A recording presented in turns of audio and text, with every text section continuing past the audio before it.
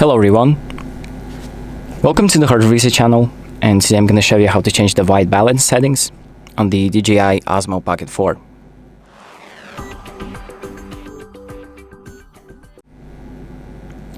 So if you want to change the white balance of the photo to make it lighter or darker, I'm going to show you how to do it.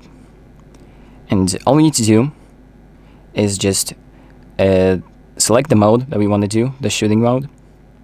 And then in the light view, we scroll from right to left to open up this menu right here, which is the Pro Mode menu. And then make sure to enable Pro Mode by tapping on the icon so it's yellow.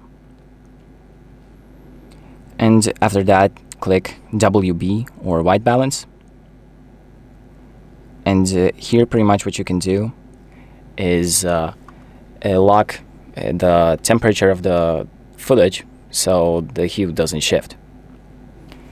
So what you can do is just point it at something like that, make it focus on it, and once it says the number that you want, just click confirm and it's going to stay locked as that white balance footage.